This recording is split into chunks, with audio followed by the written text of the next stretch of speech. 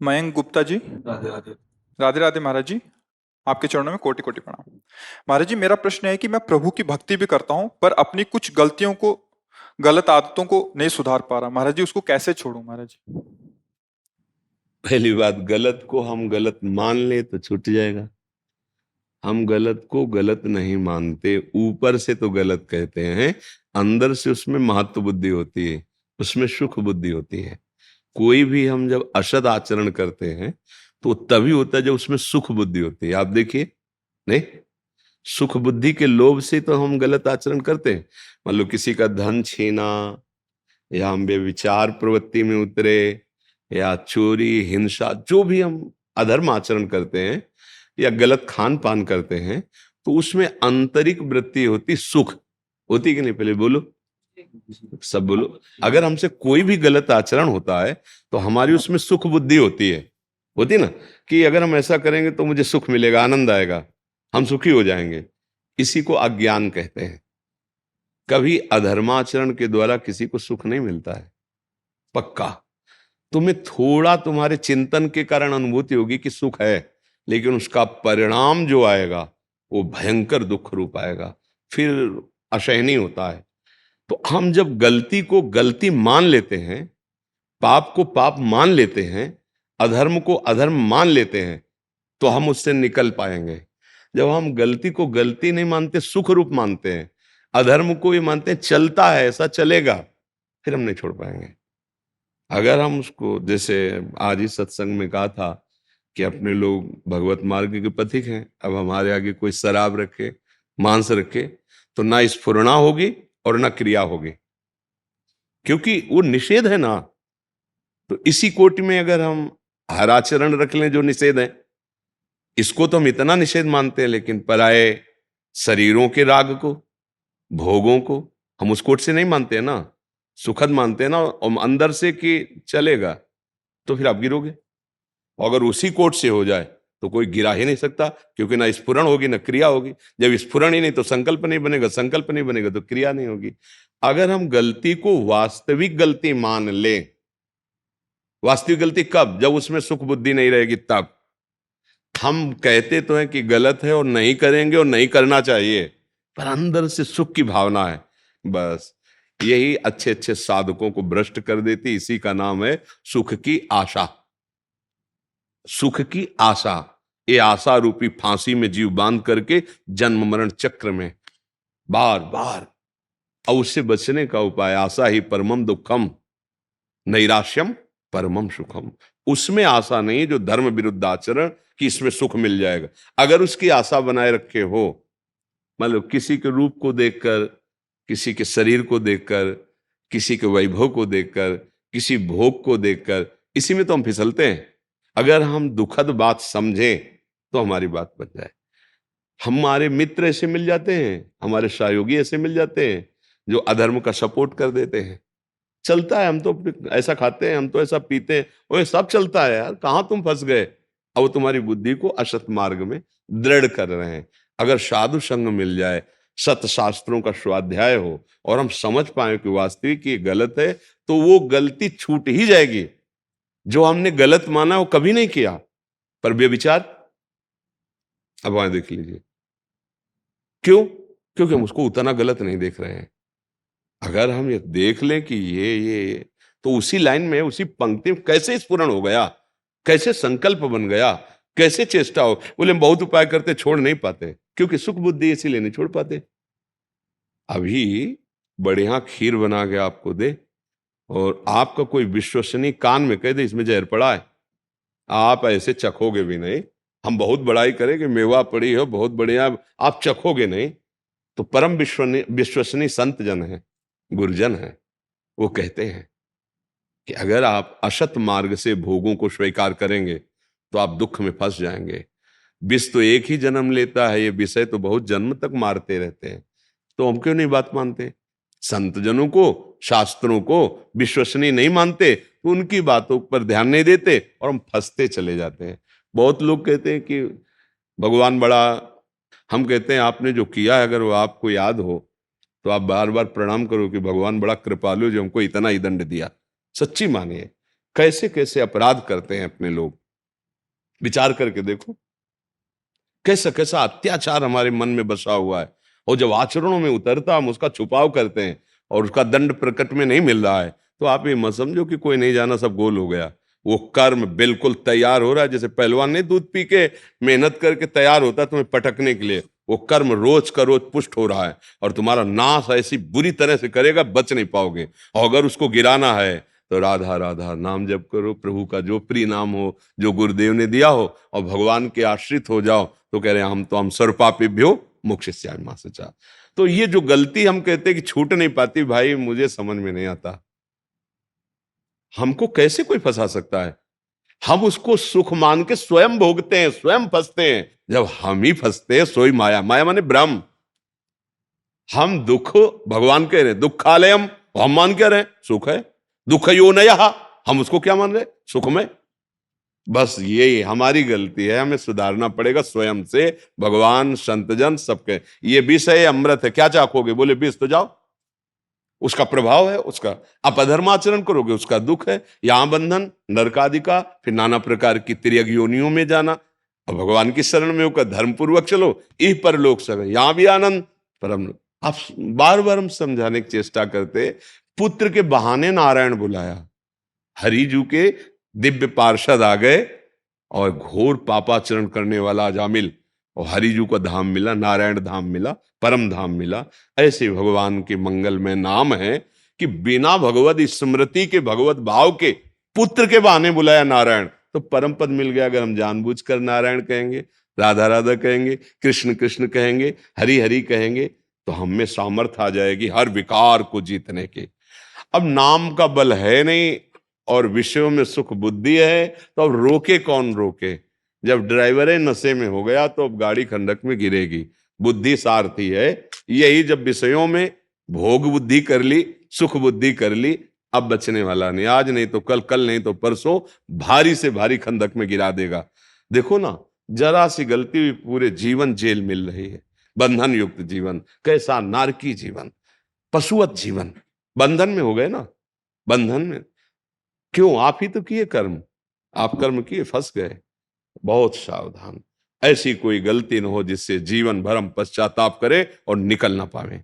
अधर्म का आचरण ऐसी ही स्थिति में फंसा देगा। नाम जप करो, भगवद आश्रित रहो, शुद्ध आहार पाओ, अच्छे लोगों का संग करो, सबके साथ अच्छा बर्ताव करो, मन और इंद्रियों से वही विषय सेवन करो जो धर्म आदेश करता है। धर्म के विपरीत सेवन करोगे फंस जाओगे। धर्म जो आदेश करता है, क्या धर्म है, शास्त्र स्वाध्याय संतों की वाणी से समझ में आ जाता है। उन्हें गौर से देखो तो अपने हृदय में भगवान बैठे बता देते हैं। जैसे ही कदम बढ़ाओगे ये गलत है, फंस जाओगे, मारे जाओगे, ये वैसा, पर आप नहीं मानते, कुछ नहीं। फिर आता है मन में कि यार अगर पहले जो आया था मन में वो बात मान लेते तो आज दुर्गति को प्राप्त ना होते। तो ये कोई नहीं कह सकता कि हमें कोई समझाने वाला नहीं था इसलिए हमसे गलती हो गई। नहीं, आप सच्ची बताओ, कोई है ना अंदर जो समझाता है। जहां आप जैसे हम बोल रहे हैं आपको, अगर आप थोड़ा भी सात्विक भाव के हो तो आपके हृदय से आने लगे सही बात है, अच्छा है, आनंद है, शीतलता आने लगेगी, समझ लो बिल्कुल ठीक लाइन चल रही है। और जहां आपके अंदर जलन पैदा होने लगे, लगने लगे गलत है, तो समझो अंदर की जो अंतरात्मा है वो बता रही ठीक नहीं है। यदि आप तामसिक हो, आसुरी प्रवृत्ति के हो, तो संत वचनों में आपको ऐसा लगने लगेगा। आसुरी प्रवृत्ति, दुष्ट हृदय संतों के वचनों को स्वीकार नहीं करता, उसको वो अच्छा लगेगा, पीना खाना, गंदे आचरण करना। तो हमारे जब भी हम कदम रखते हैं तो हमारे गुरुदेव यहीं बैठे, वो कहने लगते हैं ये गलत है। देखो ना, आपका देखो, जीवन में अनुभव करो, जब आप असत कार्य के लिए चलोगे तो अंदर कोई रोकता है, ए नहीं गलत है, ऐसा आप उसकी बात मान लो, महात्मा बन जाओगे। उसकी बात मान लो, धर्मात्मा हो जाओगे। चलो बाहर, अंदर की नहीं सुन पाते, बहिर्मुख हो, तो बाहर संतों की बात सुन लो, शास्त्रों की बात समझ लो। बिना धर्म से चले चाहे जो युग हो, आप सुखी नहीं हो सकते, शांति को प्राप्त नहीं हो सकते, आनंद का अनुभव नहीं कर सकते। ये बार बार नाना प्रकार की विपत्तियां, दुख, शोक, जन्म, मृत्यु, इसी में कब तक पड़े रहेंगे। हमें तो लगता है उबो यार, अभी उब नहीं रहे तुम, बार बार उसी भोगों में, बार बार वही जन्म मरण। अरे कम से कम एक बार तो सोचो कि हम इस चक्र से निकले कब, स्वस्थ रहे, आनंदित रहे। अरे वो भगवान से होता है, वो भोगों से नहीं होता है, वो रुपया पैसा से नहीं होता है, वो किसी औषधि में ताकत नहीं है, वो नाम में ताकत है, वो भगवान के आश्रय में ताकत अशोक कुमार जी, जी, जय श्री राधे। महाराज जी आपके चरणों में साष्टांग दंडवत प्रणाम। महाराज श्री, जैसे कि मैंने अध्ययन में पढ़ा है कि प्रभु का संकीर्तन 3 प्रकार से किया जाता है, आत्मिक संकीर्तन, मानसिक संकीर्तन, है। मौखिक संकीर्तन एक ही प्रकार का होता है, जब 3 प्रकार का होता है। किसका प्रश्न है?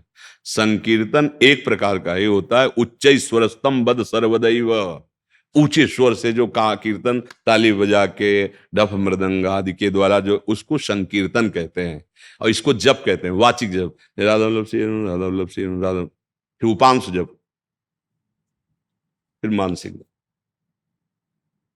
जप 3 प्रकार का होता है, संकीर्तन एक प्रकार का ही होता है, अकेले करे, समुदाय के साथ मिलके करे, संगीत के साथ करे, बिना संगीत के करे। आपको समझ में आ गया? हाँ, जप 3 प्रकार का होता है।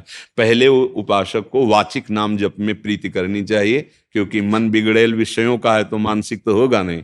फिर वो अपने आप धीरे धीरे उपांश आने लगता है, और उपांश से फिर अंतर्गत मन पकड़ लेता है, और जब मन में मंत्र चलने लगता है, नाम चलने लगता है, तो बहुत परिपक्व उपासक हो जाता है। मानसिक आप जैसे शुरू करो तो 2-4 बार में भाग जाएगा, देखो फिर पकड़ में नहीं आएगा। इसलिए यज्ञ भाग्य वर्तते नाम तुभ्यम, जीभ हिलाते हुए नाम जप करते रहना चाहिए। कीर्तन तो एक ही प्रकार का होता है, उच्च स्वरस्तम, जितनी आपके कंठ में ताकत हो उतनी जोर से कीर्तन करो, राधा राधा। अगर समुदाय है तो और अच्छा है, 4-5 मिलके करो, नहीं है तो अकेले, कोई संगीत नहीं आता तो ये संगीत है, राधा राधा राधा राधा। कीर्तन तो एक है, और जप 3 प्रकार का, वाचिक, वाचिक जप नाम का होगा, मंत्र का नहीं। जैसे राधा वल्लभ श्री हरि राधा वल्लभ श्री हरि ये कह सकते हैं, लेकिन मंत्र नहीं बोल सकते ऐसे। मंत्र तो 2 ही प्रकार से होता है, उपांश और मानसिक, और नाम जप 3 प्रकार से होता है, वाचिक, उपांश और मानसिक। हाँ, तो ये वैखरी वाणी से जितना उच्च स्वर में कीर्तन किया जाए उतना लाभदायक होता है। कि जैसे उच्च स्वर से बोल रहे हैं तो जहां तक आवाज जा रही, जिसके भी कान में पड़ेगी, सबके पाप का नाश हो जाएगा। नाम कीर्तन का बहुत बड़ा प्रभाव होता है, जो श्रवण करता है और जो गायन करता है, दोनों को बराबर लाभ मिलता है। इसलिए देखो बड़े बड़े जो अवतारी महापुरुष हुए, मंडली मंडली लेकर कीर्तन करते हैं, नगर नगर गली गली में नाम कीर्तन की। अगर आपकी श्रद्धा नहीं भी है तो कान में तो पड़ेगा, आपके राधा राधा पड़ेगा। अपने ब्रजवासी जन जोर जोर से उच्चारण, जय जय श्री राधे, तो उससे जो वातावरण में नाम पहुंचता है वो निष्पाप करता है और मंगल प्रवृत्ति जागृत करता है। समस्त पापों का नाश करने में समर्थ है नाम कीर्तन। पर जप जो है वो 3 प्रकार से होता है, कीर्तन का प्रकार नहीं। कीर्तन की उसी पद्धति में चाहे ताली बजा के 1 करो, चाहे 10 करो, या 10,000 मिल करके करो, वो कीर्तन की एक ही पद्धति, उच्च स्वरस्तम। और नाम की 3 पद्धतियां हैं, वाचिक, उपांशु और मानसिक। महाराज जी, इनका आगे उसी के अंतर्गत भाव है कि मतलब जो मानसिक संकीर्तन जैसे इन्होंने अभ्यास किया जो मौखिक का, जो अगर मानसिक अकेले में चल रहा है तो ये क्या उससे ज्यादा श्रेष्ठ है क्या? देखो भाई, शास्त्र के जो विधान है ना, वो समझाने के लिए है कि वाचिक से श्रेष्ठ उपांशु है, उपांशु से श्रेष्ठ मानसिक है। वो हमारा मन उसमें लगने लगे। नहीं, राधा राधा राधा, चाहे बोल के, चाहे मन से, चाहे जैसे, उस नाम के प्रभाव में कोई कमी बेसी नहीं होती। भाव से हो या कुभाव से हो, या श्रद्धा से हो या अश्रद्धा से हो। कई बार बताया है कि जैसे अग्नि में दाहिका शक्ति है, प्यार से छुओ तो जलाएगी, गुस्सा से छुओ तो जलाएगी, कोई दूसरा हट करके छुआ दे तो जल जाओगे, भूल से छू जाए तो जल जाओगे।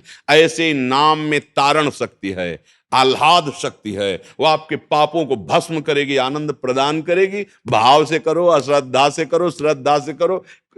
अग्नि में दाहिका शक्ति है ना, तुम्हारी श्रद्धा देखती है क्या, हे अग्नि भगवान तब छुओगे तो उसमें नहीं, प्यार से छुओ तो जलाएगी।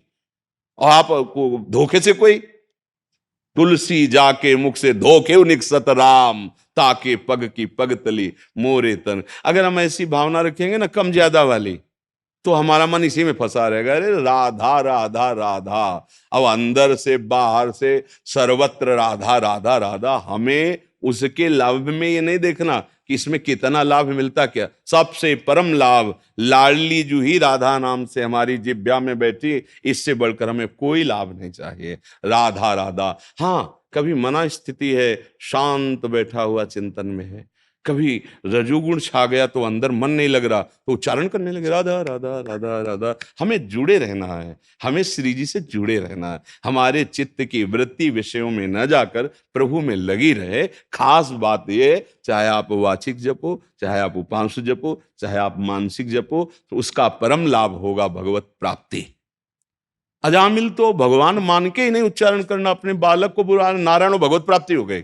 अब बोलो इसमें तो कौन सा जाप है? इसमें न चिंतन है न जाप है। अपने पुत्र को बुला रहा है, नारायण उसका नाम है, और इसी से परम गति को प्राप्त हो गया।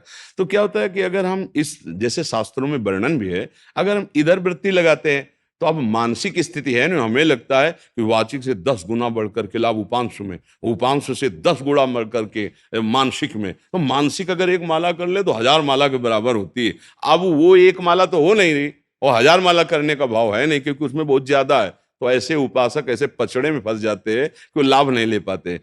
हमें कृष्ण कृष्ण राधा राधा बोलना है, वो मन से चले, वो इंद्रियों से एक एक वृत्ति से ना चले, कोई बात नहीं, जिभ्या से राधा राधा राधा राधा। गोस्वामी जी आदेश कर रहे हैं, राम नाम मणि दीप धरी, जीह देहरी द्वार, तुलसी भीतर बाहरो जो चाह से। अंदर भी अगर आनंद चाहते हो, बाहर भी आनंद चाहते हो, तो राधा राधा कृष्ण कृष्ण राम हरि कृष्ण, जो नाम जिभ्या में बसा लो, वो स्थिति होती है। जैसे आप वर्ष 2 वर्ष वाचिक अभ्यास करें तो उपांश में आने लगेगा, और अगर काफी समय तक उपांश में, तो मानसिक में प्रवेश हो जाएगा। और जहां मानसिक में प्रवेश हुआ फिर करना नहीं पड़ता, फिर होता रहता है। जैसे मन विषयों में स्वाभाविक जाता है, ऐसे अभ्यासी नाम जापक का मन स्वयं पकड़ लेता है भजन को, और भजन अपने आप चलने लगता है। तो पहले हम अभ्यास करें।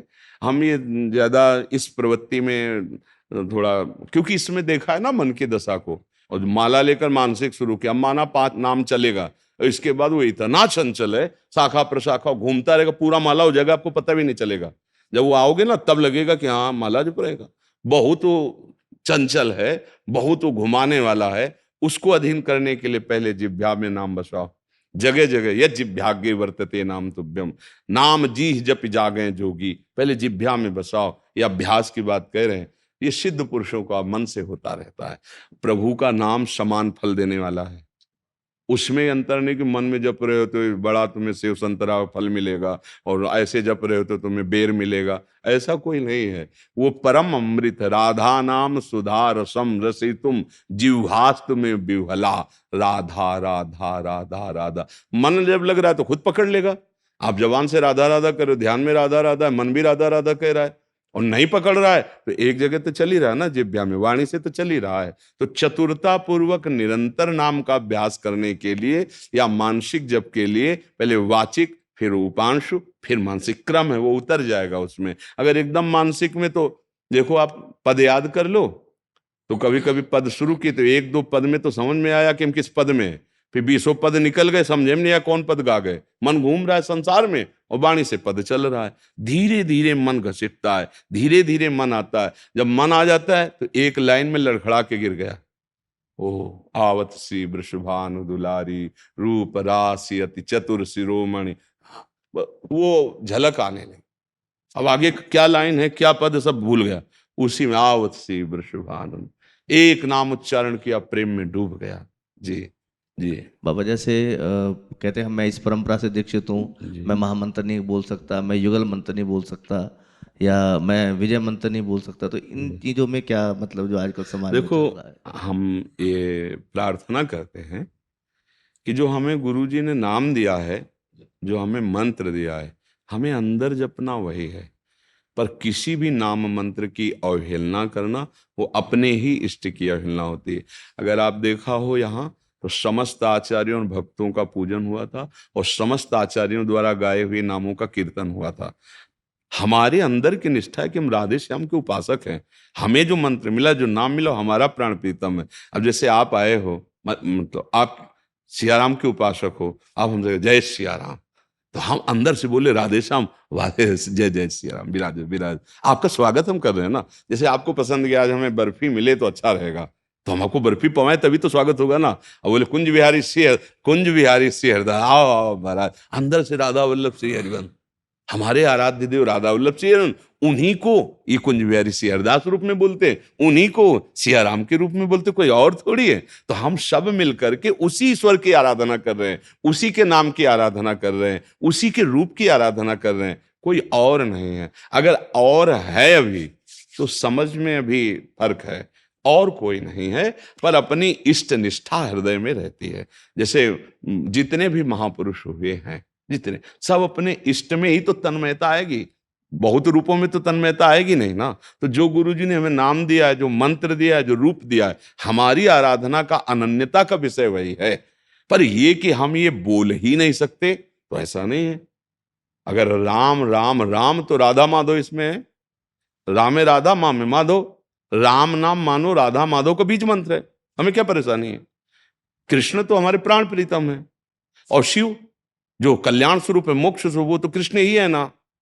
शिव कल्याण स्वरूप, मोक्ष स्वरूप, आनंद निधि श्री कृष्ण ही ना। जब हम अपने आराध्य का नाम श्री कृष्ण माना, आराध्य का स्वरूप श्री कृष्ण माना, तो चराचर जगत में मुझे अपने आराध्य देव को ही देखना है, तभी तो हमारी बात सिद्ध होगी। अगर तो श्री कृष्ण को जाना ही नहीं, फिर श्री कृष्ण किसी मेड़ में नहीं बंधे हुए हैं, असीम है, अनंत है परमात्मा। आप शिव को भजते हैं तो आप शिव को मानिए, यही श्री कृष्ण बने हुए, यही सब रूपों में विराजमान। शिव ही तो सब स्वरूप में, आत्मस्वरूप में, अब वही भाव मानते, वही स्वामी बनते हैं, वही सेवक बनते हैं, वही लीला करते हैं। दूसरा कोई, दूसरो न कोई, मेरे तो गिरधर गोपाल। हाँ, इष्ट निष्ठा जब जागृत होती है तो अपने आराध्य देव के नाम का इतना प्यार हो जाता है, कोई एक क्षण भूलता नहीं।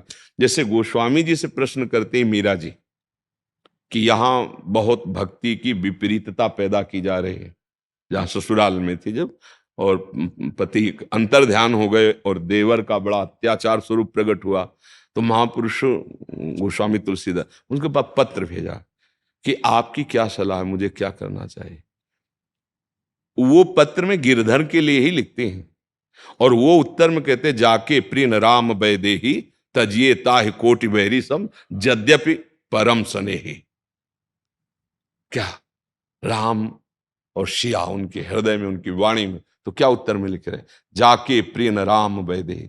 ऐसा नहीं कि वो कृष्ण नहीं बोले, श्री कृष्ण गीतावली गायन किया उन्होंने, भगवान के परम पर प्रियता उनकी देखो क्या लिख रहे, जाके प्रिय राम वैदेही तजिए ताहि कोटि बैरिसम यद्यप परम स्नेह। अगर हमारे हृदय की प्रियता, तो जो हमें गुरु ने मंत्र दिया है, नाम दिया है, जो आराधना दी, वो हमारा जीवन है। सब रूपों में वही हमारा प्रभु विराजमान है। हाँ, अब जैसे प्रियता, अब संत भगवान आ रहे हैं, अब हमको उसमें झगड़ा थोड़ी करना है, तो वो ये नाम बोले तो नहीं, हम तो बोल नहीं सकते। ये थोड़ी सी अंदर से बात समझनी पड़ेगी। हम आपसे बात करने के लिए कोई बात बोल सकते हैं ना, बात कर रहे हैं ना, आपको खुश करने के लिए कर रहे हैं ना, सतमार्ग के लिए कर रहे हैं ना, और आप चाहते हैं कि हम सियाराम बोल लें तो आपको खुशी हो जाएगी। हम 5 बार बोलेंगे सियाराम सियाराम सियाराम सियाराम, क्योंकि हम जान रहे हैं वही सिया है, वही राम है, जिनकी हम आराधना कोई दूसरा।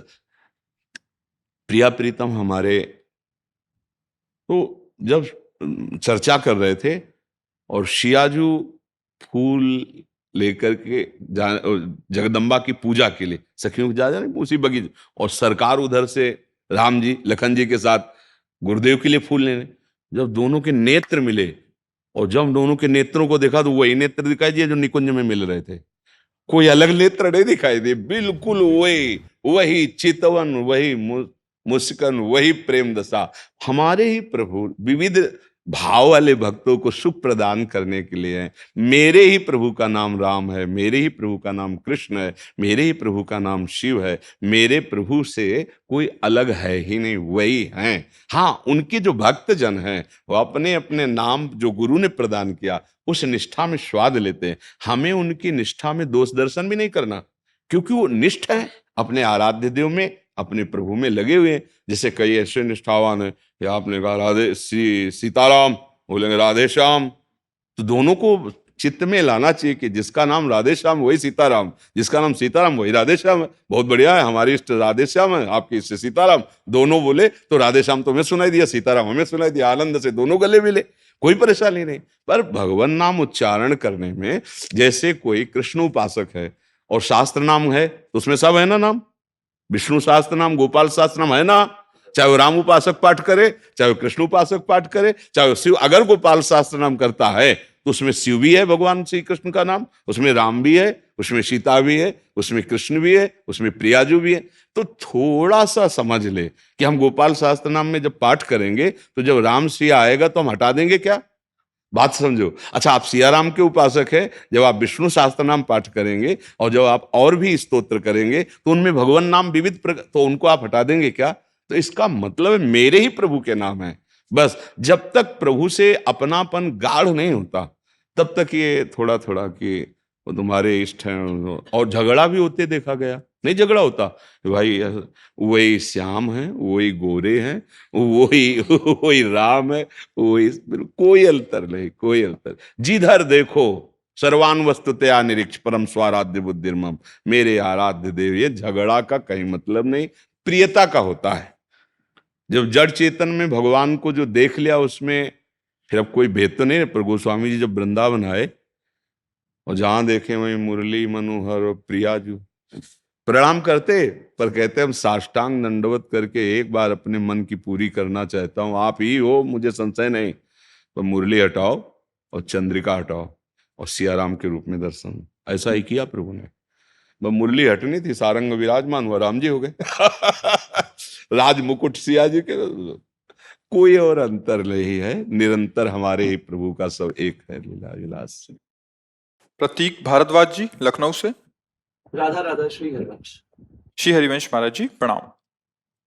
महाराज जी, पिछले बीते महीनों में वृंदावन आने की कृपा हुई और नियमित नाम जप कर रहा हूँ। जीवन में बहुत अच्छा परिवर्तन भी महसूस कर रहा हूँ। महाराज जी, प्रश्न ये है कि दीक्षा लेने के लिए क्या पात्रता होनी चाहिए और ये कैसे पहचाने कि कौन सही गुरु है हमारे लिए? जिसके दर्शन से, जिसके संभाषण से, जिसके चिंतन से हमारे अशत वासनाएं नष्ट होने लगे, हमको गलत आचरण चुभने लगे, जलन पैदा करने लगे कि ये जो अभी तक हुआ अब नहीं करेंगे, मेरे द्वारा ये क्या हो गया, अब ऐसा नहीं होगा, हे प्रभु मैं आपकी शरण में हूं।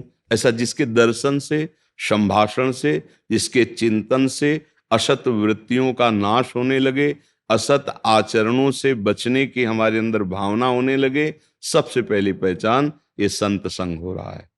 संत संग का तात्पर्य होता है असत क्रियाएं, असत चिंतन, असत वार्ता, असत भाव, इनका नाश होना। तभी तो सद्भाव, सतचिंतन, सत्क्रियाएं सत्संग के द्वारा प्राप्त होती है। संत वही जिसके दर्शन से, संभाषण से, चिंतन से हमारी अशद वासनाएं मिटने लगे, सद्वासना जागृत होने लगे। रही गुरु की पहचान, तो देखो विद्यार्थी कभी शिक्षक की परीक्षा नहीं ले सकता, उसकी योग्यता को नहीं जान सकता क्योंकि वो विद्यार्थी है। अब हम किसी सिद्ध महापुरुष की स्थिति को कैसे आकलन कर सकते हैं? क्योंकि जो हमारी बुद्धि है, मन है, वो प्राकृतिक चिंतन करने वाला है, तो हम प्रकृति जनित ही बातों को जान सकते हैं। भाई सामने शरीर देखेंगे, उसका रूप देखेंगे, उसकी बात देखेंगे, जितनी हमारी बुद्धि पकड़ पा रही है, और इन सब से परे स्थिति होती है। शरीर कितना भयानक दुख से वर्तमान में ग्रसित है, कोई बाहरी ऐसी बात हो सकती है जो तुम्हें लगे कि ऐसा सब होते, वो एक परमानंद की अद्भुत स्थिति में अंदर से, वो तुम देख ही नहीं सकते। तो गुरु तत्व ब्रह्मानंदम परम सुखदम केवलम ज्ञान मूर्तिम, ये पांच भौतिक मूर्ति है, ये दुखमय है, और आप देख सकते हैं इन नेत्रों से और मन से और बुद्धि से, तो आप इसी की क्रियाओं को देख सकते हैं, इसी को देख सकते हैं। वो है कैसा?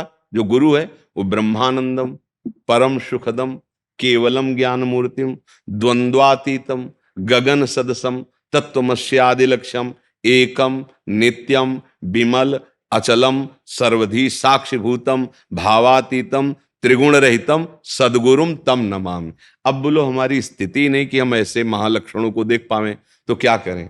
भगवान से प्रार्थना करें कि आप ही हमारे गुरु हो। गुरु ही भगवान होते, भगवान ही गुरु होते। कोई व्यक्ति किसी का गुरु नहीं बन सकता और गुरु कभी व्यक्ति नहीं हो सकता।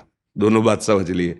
तो हम भगवान से प्रार्थना करें कि हे भगवान, आप जिस रूप में गुरुदेव रूप से मिलना चाहते हो, या आप हमारे पास आ जाओ या हमको आप घसीट लो, तो वो जब पहुंचाएंगे या वो जब आपको वहां पहुंचा दें या उनको वहां पहुंचा दें, उसमें कोई संशय नहीं होगा, क्योंकि भगवान के अनुग्रह से ही सद्गुरु रूप भगवान की प्राप्ति होती है। पर हम सत्संग या संत संग का लक्षण इन 3 बातों से जान सकते हैं। हाँ, हमारी क्रियाएं, हमारा चिंतन और हमारी जो भी भावनाएं वो सब सत्य की तरफ चलने लगे तो समझ ले कि हमारा संत संग हो रहा है। और यदि ऐसा नहीं तो या वो संत नहीं है या फिर हम उनकी आज्ञा पालन नहीं कर रहे। दोनों बात हो सकती है। अब रसोई बना के दे दो, आप पाओ ना तो फिर क्या है। तो ऐसे मंगलमयी अनुभूत बातें उनकी जो निकल रही उनमें उनकी सामर्थ्य है। आप उनको स्वीकार तो करो, तो देखो जो आप नहीं छोड़ पा रहे थे उनकी सामर्थ्य से छोड़ दोगे। उन वचनों के साथ सामर्थ्य है, आशीर्वाद मांगने की जरूरत नहीं। जो संत महापुरुष जन होते हैं उनकी वाणी में सामर्थ्य होती है, वो सुनते ही आपको अपने रंग में रंगने लगेंगे, सत्य में लगाने लगेंगे, क्योंकि उसके साथ पावर है। हाँ, यदि आप उनकी आज्ञा के विपरीत आचरण करेंगे तो फिर जो पावर ग्रहण करने की सामर्थ्य वो हट जाएगी, फिर आप 10 वर्ष उनके समीप रहो तो भी लाभ नहीं मिलेगा। बात समझ नहीं है। अगर बात मान गए तो 10,000 कोस दूर से भी उनकी बात में वो सामर्थ्य कि आपको उठा देंगे। तो बकाया पूर्णतया परिचय तो जैसे भगवान के लिए सोई जाने जे देव जनाई, ऐसे संतों के लिए है, वो अपना स्वरूप जनवा दें तो आप जान जाओ, नहीं तो ऐसे नहीं जाना जा सकता। क्योंकि मन बुद्धि नेत्र हमारे जो भी है ये सब प्राकृतिक है और स्थिति चिदानंद होती है। तो चिदानंद में स्थिति को चिदानंद के द्वारा ही जाना जा सकता है। तो सोई जाने जे देव जनाई, अगर जान गए तो जानत तुम्हें तुम्हें तुम वही हो जाओगे जो है। बस ये। रश्मि जी, महाराज जी आपके चरणों में कोटि कोटि प्रणाम। महाराज जी, जब जीवन में बहुत परेशानी और दुख घेरे हुए हैं और हर संभव प्रयास के बाद भी नहीं निकल पा रहे हैं, ऐसे में कैसे धैर्य बनाएं, कैसे धीरज? ऐसा मत सोचो कि हम दुखों से निपट ही नहीं सकते। हाँ, नाम जप नहीं है, भगवद आश्रय नहीं है तो पक्का आप नहीं निपट सकते, आप डूब जाओगे दुखों में। अगर भगवान का नाम है, भगवान का आश्रय है तो हर दुख से निपटने की सामर्थ्य है, पक्की बात समझ लीजिए। अब आजकल लोगों को विश्वास होता है ये छूछा वाली बातों में, नहीं होता है, थोड़ी राख दे दे चाहे चूल्हे की दे दे आप खुशी हो जाओगे। हाँ, आप खुशी हो जाओगे कि अब तो हम निरोग हो गए। और हम कह रहे जड़ मूल से रोग का नाश करने का, भवरोग का नाश करने का उपाय राधा राधा कहो, राधा राधा कहो। तो ये समझ में नहीं आता क्योंकि इसमें पैसा नहीं लगा, इसमें आपको कोई ऐसा दिखाई नहीं दे रहा है, और ऐसे इधर उधर करके तो फिर वो बात नहीं बनेगी। सत्य वस्तु को स्वीकार करो, हृदय से भगवान का आश्रय और नाम जप, तो पूर्व के जो हमारे पाप कर्म से हमें दुख आ रहा है हम उसे सह लेंगे और आगे हमसे पाप हो नहीं रहे और भगवान का भजन करें तो आनंद आ जाएगा, आगे आनंद आ जाएगा। अभी अभी देखो हम लोग अपने शरीर को मैं मान रहे हैं, शरीर सुख सुविधाओं को ही सुख मान रहे हैं, अपने को कर्ता भोक्ता मान रहे हैं, तो फिर अवश्य में भोक्तव्यम कृतम कर्म शुभाशुभम। और जब प्रभु के ऊपर समर्पित हो जाया जाता है, देखो प्रभु इतना प्यार करते हैं। हम पीछे वाले में बताया था, अगर माँ की गोद में सर रख देना और दुलार करती तो आधा कष्ट तो उसके दुलार से चला जाता है, नहीं चला जाता, और कोई बात नहीं। ऐसे जब तो ऐसा लगता है कोई मेरा है। अनंत माताओं जैसा प्यार प्रभु और लाडली जू, तो भला कैसे कष्ट रहेगा। नहीं, आओ कि मैं आपकी हूं, आप मेरे हो। और जब कभी भयानक पीड़ा और कष्ट ऐसा होता है ना, तो श्री जी वहां रहने ही नहीं देती कष्ट की जगह में, आनंद में। तब लगता है कि जीवन का लाभ तो यही है। जैसे आपका ऑपरेशन होना हो और इंजेक्शन लगा दे तो आपका ऑपरेशन हो जाए, कोई परेशानी नहीं पड़ेगी क्योंकि आप है ही नहीं वहां, बेहोश हो गए। तो जो मन एक दवा से इस कोटि का हो सकता है वो भजन से किस कोटि का हो जाएगा। अब मन उस दुख का भोगने वाला है नहीं, वो श्री जी के पास है, तो शरीर तो कोई फर्क नहीं। हमें ये चाहिए, ये अध्यात्म के द्वारा मिलता है। क्योंकि एक दुख निवृत्त हो जाए तो हमारा काम नहीं बनेगा, लाइन लगी है नहीं, दुख पे दुख, जिधर देखो उधर समस्या ही समस्या। कोई एक ऐसी बात हो जिससे सब समस्याओं का समाधान हो जाए, वो है भगवान का आश्रय। जैसे मछली को समुद्र में छोड़ दो ना, आनंद मगन हो गई, तो सुखी बीन जिमि नीर अगाधा तिमि हरि शरण न एको बाधा। भगवान की शरण में हरि स्मृति सर्व विपद विमोक्षणम, भगवान का नाम और सहो। भगवान अवतार लिए तो लीला में देखा कि दुख वाली बातें हुई कि नहीं। साक्षात देवताओं से प्रकट हो रहे पांडव जन, कितना कष्ट पा रहे। संसार दुखमय है भाई, अगर दुख मिल रहा चुपचाप सहो, नाम जप करो, आगे बन जाए। अब हमको ऐसी कोई गंदी योनि न मिले, ऐसी जगह जन्म न हो जहां हम भारी कष्ट उठाएं। अब हम अगर जन्मे भी तो ऐसे बुद्धिमान मनुष्य के रूप में जन्मे कि लोगों का कल्याण हो, लोगों का मंगल हो और हम स्वयं आनंदित हो और नहीं अपने भगवान के पास चले जाएं।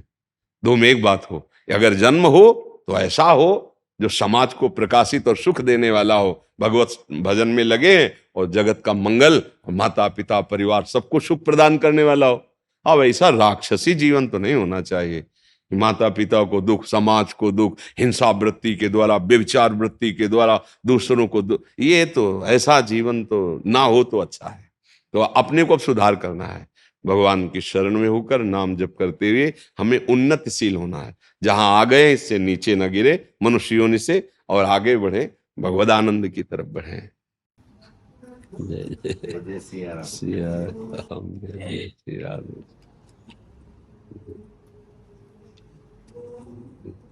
आराम से पहले पढ़ेंगे।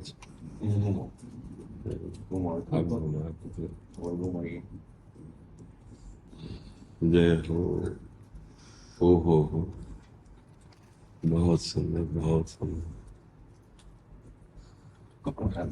महाराज जी, अयोध्या जी में जो राम मंदिर अभी बन रहा है उसमें ये फाइनल हुआ है, इसी में 4 फीट की प्रतिमा विराजमान होगी महाराज जी वहाँ। धनुष भी रहेगा क्या? नहीं, धनुष वगैरह तो वो आएंगे, खिलौने के रूप में आएंगे, सोने चांदी। अच्छा, क्योंकि तूणीर है ना, ये तूणीर हाँ, है। ये महाराज जी कह रहे हैं कि तुनीर है तो धनुष भी। अच्छा, क्या है कि जैसे बाल रूप में भी है ना, तो जैसे तूणीर ना होता तो अब जब तूणीर है तो शारंग धनुष का भी चाहे कंधे पे विराजमान करो, या मुझे लगेगा कि पूर्णता नहीं, छोटे रूप में भी है तो तूणीर है ना, भगवान बाल रूप में भी धनुष अभ्यास तो कर है। हाँ, तो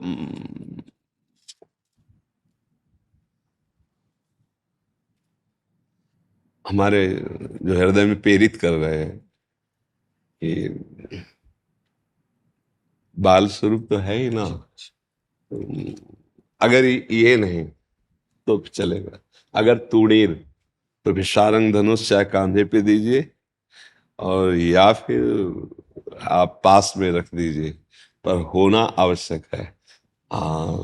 सारंग धनवा, बाल्यावस्था में भी चारों भाई अगर खेलते भी हैं, आपका स्वरूप ही है, श्री राम जी का स्वरूप ही है कि तूणीर पीठ पे सारंग, चाहे वनवास में गए हो चाहे, तो अगर ये ना होता तो मान लेते कि बाल रूप में प्रभु खेल रहे खिलौनों को, पर तूणीर है तो सारंग, आप बताओ ना, सारंग धनुष एक प्रतीक है ना तूणीर। जिस क्षण प्रभु का स्मरण है वही जीवन है, नहीं तो मृत्यु है। जीवन क्या है वो अज्ञान के कारण जीव नहीं जान पाता है। बहुत अमूल्य समय मिला हुआ है और इसकी सार्थकता एकमात्र प्रियालाल के स्मरण में है। ये तो बिगड़ेल है, अंजुली में भरा हुआ जल कब निकल जाए, पानी का बुलबुला कब फूट जाए, ऐसे ये शरीर है। बस जिस समय लाडली जी की सेवा बन रही, उनका चिंतन बन रहा है, समाज को भगवत स्वरूप मान के सेवा बन रही, यही सार्थक है। ये तो जाएगा, आज नहीं तो कल जाएगा, हमारा या आपका या किसी का भी। इसका नाम ही है मृत्यु लोक। यहाँ से सब बिछुड़ेंगे, सब छूटेगा। एकमात्र भगवत स्मरण और धर्म पूर्वक किया हुआ आचरण वही जीवन है, अन्यथा जीते जी भी वो व्यर्थ जीवन है। वो तो सार बात है भगवत स्मरण, प्रियालाल का स्मरण। नर्तन पाई विषय मन देहि, पलट सुधा से सठ बिसलेहि। ऐसी दुष्टता है कि हम अमृत पान के लिए मनुष्य जीवन में आए, नामामृत, रूपामृत, लीलामृत, चरणामृत, ये सब अमृत है, वो भूल करके हम विषय भोगों में लग गए। यही हमारा पलट सुधा से सठ बिसलेहि। ये दुष्टता, ये सठता भगवत विमुख करके मन में आता है खूब भोगे। कितने दिन शरीर छूटेगा, नाम नहीं कमाया, धर्म से नहीं चले तो अपराध और बन गया, गति और बिगड़ गई, जीवन का लाभ क्या मिला। पर हमारे अज्ञान दृष्टि वर्तमान में रहती है ना, ये अभी तो चकाचक है। हाँ, धर्म पूर्वक है तो ठीक है, अधर्म पूर्वक है तो दिखावा है, वो तुम्हें बहुत दुख देने वाला है। आज नहीं तो कल इस बात का अनुभव हो जाएगा। अगर प्रभु में मन है तो शरीर भयानक कष्ट से पीड़ित हो तो भी क्या। तो आप सब प्रियालाल के निज जन हैं। जीवन की सार्थकता, जो सेकंड भगवत स्मरण में गया वही सत्य है, वही आपका सबसे बड़ा सहयोगी बनेगा। और जो समय अधर्म आचरण में जा रहा है असत्य है, और वही तुम्हारे बड़े दुख का कारण बनेगा, बड़े दुख का कारण। बहुत बहुत सावधानी की जरूरत है। ये मनुष्य जीवन बचने के लिए मिला, बच जाओ, नहीं किस किस योनि में जाना पड़े, क्या क्या दंड भोगना पड़े। काल मृत्यु, भयानक पीड़ा, भयानक कष्ट, ये हमारे अधर्म आचरण से होते हैं। जो हो चुके हैं वो जमा है, नष्ट नहीं होने वाले। तुम्हारे पुण्यों से नष्ट नहीं होने वाले, भजन से नष्ट होंगे। जो पाप कर्म है, जितना भगवान के आश्रित होकर भजन करोगे वो नष्ट हो जाएंगे। और ये जन्म उन्हीं को नष्ट करने के लिए मिला है। पर भूल ये हो जाती है कि हमें पूरी गोदाम में आग लगाना था, हम और गोदाम में स्टॉक जमा कर लिए, फिर वो दुख का अज्ञान के कारण उसको लगता है सब बकवास है। लेकिन जब फल आता है तो क्यों आया, आप तो बड़े सुंदर ढंग से सुख चाहने की हर व्यवस्था कर रहे थे, फिर दुख क्यों आ रहा है, ये सब क्यों हो रहा है। पाप कर्म, वो बच जाए हम उस कर्म से। इसीलिए सत्संग है, इसीलिए शास्त्र स्वाध्याय है। साधु महात्माओं का संग परमार्थ वस्तु के लिए है, ये छूछा के लिए नहीं है। ये इसके लिए नहीं कि कोई जंतुर बांध दो दुख मिट जाए, कोई ऐसा है। हम बार बार इसलिए इस संबोधन को करते हैं कि आप लोग भ्रमित मत होइए। आपके पास राधा नाम है, राम नाम है, कृष्ण नाम है, भगवान नाम है। धन्वंतरी जी आयुर्वेदाचार्य हैं, स्वयं भगवान के। उन्होंने आयुर्वेद को शोध के निकाला कि जो अच्युत कृष्ण गोविंद माधव ऐसा उच्चारण करता रहता है वो समस्त रोगों का नाश कर सकता है। जो आप क्यों नहीं नाश कर रहे हो, हमारी चाह नहीं है, क्या समझते हो।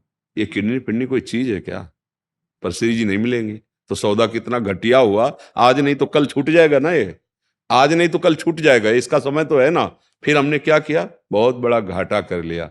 जहां श्री जी मिलनी थी वहां नासवान शरीर में ताकत झोंक दी, ब्रह्मास्त्र का प्रयोग मच्छर मारने के लिए कर दिया।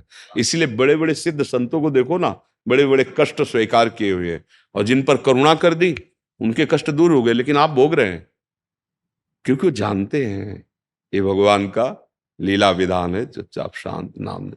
जो आपको रोग है अस्पताल में जाओ, दवाई अच्छे डॉक्टर लो, दवा लो। हाँ, जड़ से दुख मिटाना चाहते हो तो अध्यात्म मार्ग है, भगवान का आश्रय लो। अहम त्वाम सर्वपापेभ्यो मोक्षयिष्यामि मा शुचा, वो करुणामय है, हमारे सारे दुख मिट जाएंगे। सारे दुख मिट जाने का मतलब यही जो हम आपसे कह रहे हैं, हमें कोई दुख नहीं है। और वर्षों से प्रक्रिया चल रही, तुम ये बात समझ लो, बिना पैसे के, बिना किसी मेहनत के सब दुखों का नाश करने का उपाय है नाम संकीर्तनम यस्य सर्व पाप प्रणाश। राधा राधा झूमो नाचो गाओ। सच्ची बात कहते हैं। जैसे बच्चे को पीड़ा हो और माँ ऐसे ऐसे करने लगे ना, तो बहुत कुछ पीड़ा तो इसी में चली जाती है, माँ के गोद में ऐसे दुलार। जब जीव भगवान के चरणों का आश्रय ले लेता है ना, तो ये लौकिक दुख उसे विचलित नहीं कर पाता। थप्पड़ लगेगा तो लगेगा थप्पड़, पर उसका दुख नहीं होगा। पीड़ा उसकी लगेगी, गर्मी तो गर्मी लगेगी, सर्दी तो सर्दी लगेगी, पर उसकी व्यथा नहीं होगी। बस भजन व्यथा को मिटाता है। व्यथा मिट गई तो परमानंद में अनुभव, परमानंद में डूबा हुआ है। हमारा ये ना स्वरूप है और ना ही हमारा जीवन है। चंद मिनट का ऐसे स्वप्न जैसा गया। देखो आप 30 वर्ष 25 वर्ष 40 वर्ष 50 वर्ष व्यतीत हो गए शरीरों के ना, 50 वर्ष व्यतीत हो गए। जरा सोचो, और अभी लगता है कि आप 50 वर्ष हो गए, 35 वर्ष हो गए, 25 वर्ष हो। जरा संख्या पे आओ, आप 25 वर्ष अभी तो क्या है, अभी तो भूमिका बनी जीने की। तो भूमिका जीने की बनाते बनाते मृत्यु हो जाती, कुछ हाथ लगता नहीं लगता। ये मकान बना लिया, ब्याह हो गया, बच्चे हो गए, ये रुपया बैंक में जमा हो गया, हाँ बढ़िया, सब बढ़िया। बोले बहुत चतुराई से सब कर लिया, अब जाने का नंबर आ रहा है। आए थे जिस काम के लिए उसमें क्या किया, बोले 0 0, कोई नंबर नहीं। तो यहाँ जो कुछ है वो सब जाएगा नहीं, गुणा खत्म। अब भयभीत हो गए, अब तो जो जो था वो सब छूट रहा है, ये भी छूट रहा है, फिर दुर्गति होती है। इसलिए एक बात बस हमें तो जो गुरुजनों की कृपा समझ में आई, जो नाम प्रिय हो, जैसे अपना तो प्राण है राधा नाम, जो नाम प्रिय हो, मन लगे न लगे नाम जप करो और अंदर से भगवान का सहारा ले लो, भरोसा ले लो। वो हैं तुम्हारे अंदर हैं, तुम्हारे बाहर हैं, सब जगह विराजमान है। बहिरंतस्य भूतानाम अचरम चरमेव च सूक्ष्मात् तद विज्ञेयम दूरस्थम चांति के चतत। वो बाहर हैं, भीतर हैं, दूर हैं, नजदीक हैं, जैसी भावना करो, उनका भरोसा हो और नाम जिह्वा में चल रहा हो, अभी अभी जीवन मुक्त हो, अभी जीवन मुक्त। भरोसा है हमें शरीर का, धन का, लोगों का, और चिंतन हो रहा है विषयों का, यही मृत्यु है। अभी अभी मृत्यु में ही तुम विचर रहे हो। जिन हरि भगति हृदय नहीं हानि, जीवित सव समान थे। वो मुर्दे के समान प्राणी माना जाता है। बस सबसे प्रार्थना यही है, जो अगर कृपा न होती तो आप आते क्यों? कृपा न होती, हमारी लाडली जी की कृपा के बिना आप हमसे नहीं मिल सकते, क्योंकि हम नौकर हैं उनके। अगर उनका आदेश नहीं, उनकी स्वीकृति नहीं, तो आप न धाम में आ सकते हैं, ना आप सोच सकते हैं, ना हमारी बात सुन सकते हैं, ना आप हमारे सामने आ सकते हैं, क्योंकि हमारा जीवन नहीं है, ये महारानी का। अब वो चाहे मिलवाएं, वो चाहे बुलवाएं, वो जो जैसे वैसे। तो जब आप आए हो तो श्री राधिका कृपा बिनु सबके मनन अगम, प्रथम यथामति प्रणवो श्री वृंदावन। आप धाम आए, महारानी जी की महिलाएं हैं, ये नित्य किशोरी, नित्य किशोर का नित्य बिहार स्थल वृंदावन धाम। हम लोग उनके बिके हुए सेवक हैं, बिके हुए हैं। जैसे रूप लाल हित हाथ बिकानी, न स्वर्ग की, न मोक्ष की, न देह की, न लोक की, न परलोक की, महारानी के बल पर हमारा जो कुछ हो सब किशोरी जी। यत्र यत्र मम जन्म कर्म भी नारके परमे पदे तवा। हर जन्म हो, हर जन्म में किडनी खराब हो, पर अलवेली सरकार लाडली जी के सिवा और किसी की तरफ आंख उठा के देखने की, ये कि हमारा सुख बढ़ जाए, हमारी किडनी ठीक हो जाए, कदापि न हो। इन्हीं गलियों में दुख पाते हुए श्री जी का स्मरण करते हुए बीती, तो हर जन्म में ऐसा हो, बार बार जन्म हो, और वृंदावन रजोप सेवी ब्रजवासियों की जूठन पाऊं और प्रिया प्रीतम की जय जयकार को। मुझे क्या परम पद चाहिए मुझे कौन सा सुख चाहिए जो भगवान नारायण की शरण में है, जिसने स्वामी भगवान श्री हरि को माना है, तो आप देख लो ना, तो लौकिक और पारलौकिक समस्त उन्नति के लिए ये जो हमें संत समागम मिला है, साधु सेवा मिली है, उनकी आज्ञा पे रहें। अक्षरशः उस पर विचार करने की जरूरत नहीं है, मन की प्रेरणा पर विचार करने की जरूरत है कि गुरुजन और शास्त्र के अनुकूल है कि नहीं। पर गुरुजनों की आज्ञा पर बिना ही विचार ही करी शुभ जानी। वहां तो जैसा बोला जा रहा है अक्षरशः वैसे ही करो, तो बड़ी बहुत जल्दी हमारे अंदर हृदय में पवित्रता आ जाएगी और भगवत तत्व की तरफ आकर्षण होने लगेगा। संतों की वाणी से ही प्रभु की तरफ आकर्षण होता है, नहीं तो विषयों की तरफ आकर्षण। मना खष्टान इंद्रियाणि प्रकृति स्थान। तो संतों की आज्ञा में रहो, ये बहुत बड़ा लाभ है। भगवान जब बहुत कृपा करते हैं तो साधु समागम देते हैं।